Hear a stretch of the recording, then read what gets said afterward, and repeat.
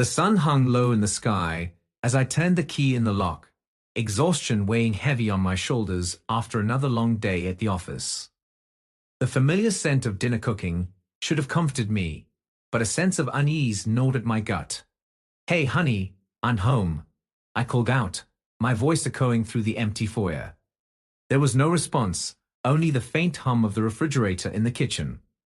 Frowning, I kicked off my shoes and made my way upstairs, a sinking feeling settling in the pit of my stomach. As I reached the top of the staircase, voices drifted from the bedroom, low and urgent. My pulse quickened as I approached the door, uncertainty warring with dread.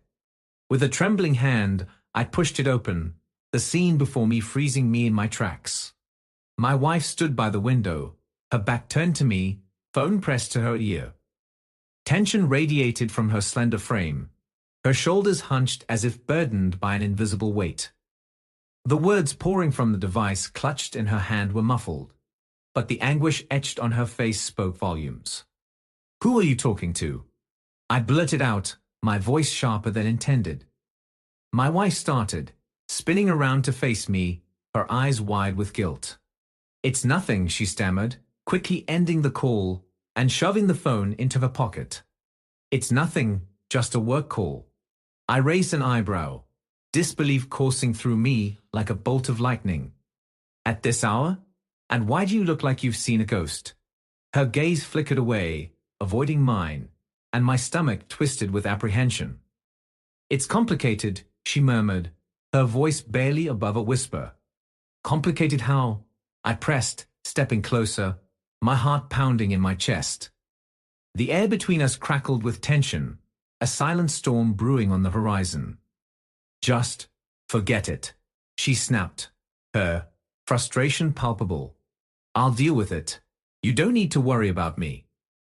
But worry was already gnawing at my insides, a relentless beast hungry for answers. Something wasn't right, and I couldn't shake the feeling that our perfect facade was crumbling before my eyes.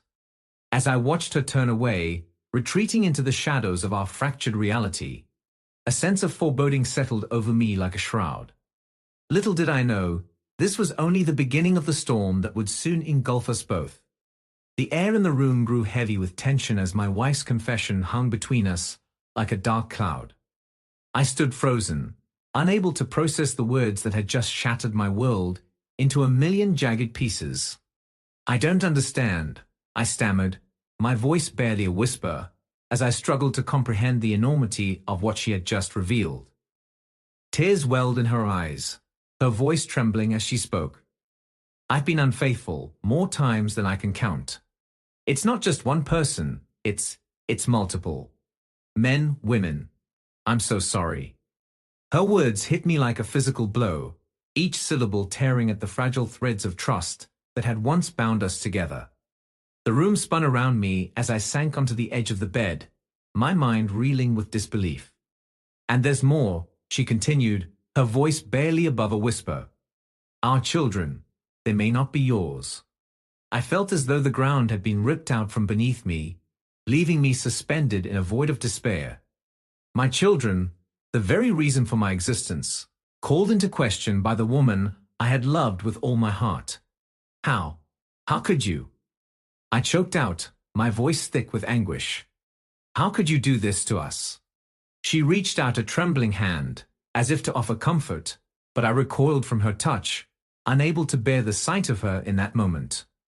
"I don't know," she whispered, her voice choked with tears. "I never meant for any of this to happen. Please, you have to believe me." But belief was a luxury I could ill afford in the face of such overwhelming betrayal. As I stared into her tear-filled eyes, a part of me crumbled inside, knowing that nothing would ever be the same again. The bombshell she had dropped had obliterated the life we had built together, leaving only wreckage in its wake. And as the reality of her infidelity and the uncertainty surrounding our children sank in, I knew that our journey through the storm was far from over. The days that followed were a blur of anguish and disbelief as I grappled with the shattered remnants of my shattered reality.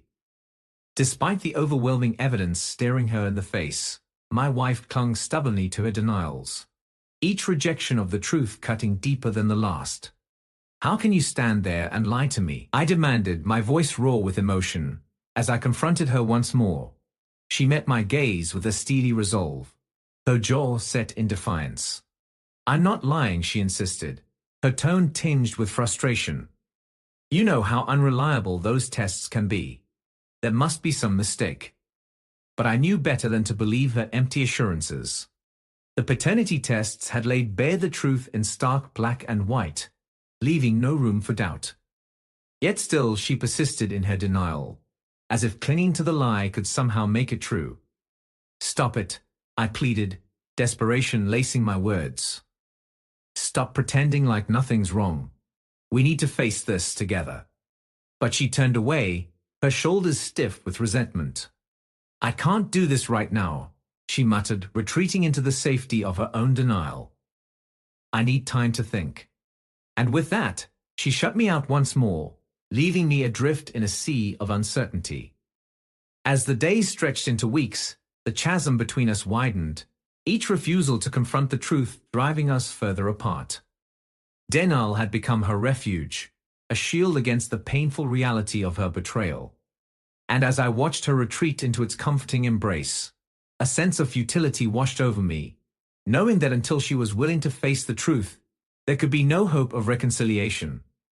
The weight of betrayal hung heavy upon my shoulders, driving me down into a darkness from which I feared I may never emerge. Sleep eluded me, replaced by the haunting specters of doubt and despair that plagued my every waking moment. Each day blurred into the next, a monotonous cycle of agony and disbelief.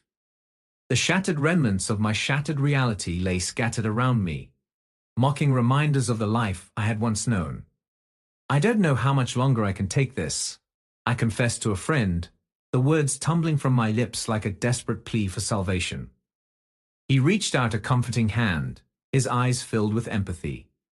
"You need to take care of yourself," he urged, his voice gentle yet firm. "This isn't your fault, and you don't have to face it alone." But the darkness had already taken root within me, gnawing away at my sanity with relentless fervor. Each day brought with it a new wave of despair, threatening to drown me in a sea of hopelessness. I just wanted to stop, I confessed to my therapist, the words choked with tears as I bared my soul to a stranger. She listened with quiet understanding, her eyes filled with compassion. "It's okay to feel overwhelmed," she reassured me, her voice a soothing balm to my fractured spirit. "But you can't let it consume you. You have to find a way to keep moving forward, for your sake and for your children's." But the darkness had already taken hold, its tendrils creeping ever closer with each passing day. The prospect of divorce loomed large on the horizon, a bitter pill to swallow, yet a necessary step towards reclaiming some semblance of peace. "I don't know if I can do this anymore," I confessed to my lawyer, the words heavy with resignation as I faced the grim reality of my situation.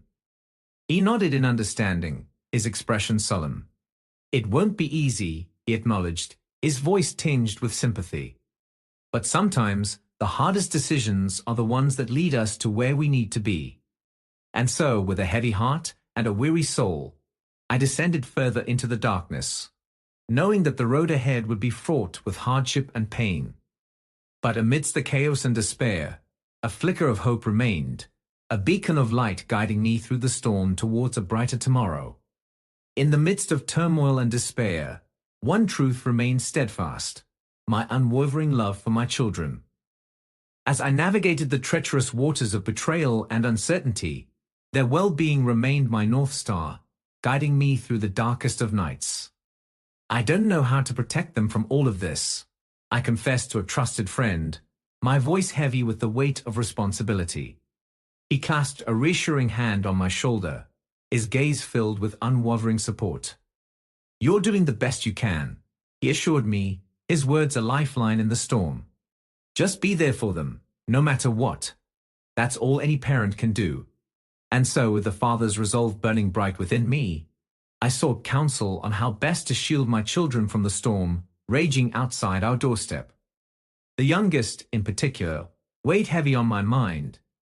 Her innocence a fragile beacon amidst the chaos. I don't want her to know, I confided to my therapist. The words tinged with anguish as I struggled to navigate the delicate balance between honesty and protection. She nodded in understanding, her eyes filled with empathy. It's important to shield her from unnecessary pain, she agreed, her voice a soothing balm to my fractured spirit. But don't underestimate her resilience. Children are stronger than we give them credit for. And so, armed with newfound resolve and a fierce determination to protect my children at all costs, I forged ahead, navigating the turbulent waters of divorce and upheaval with a steady hand and a steadfast heart. I love you, Daddy, my youngest daughter whispered, her small hand clutching mine with unyielding trust. Tears welled in my eyes as I gazed down at her, overwhelmed by the depth of my love for this precious soul. I love you too, sweetheart, I murmured, my voice choked with emotion. More than you'll ever know.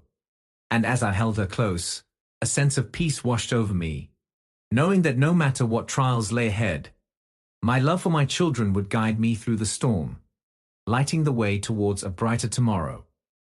Thank you for listening to the story to the end, and if you like it, please support us with a like as well as subscribe to our channel. Write in the comments what you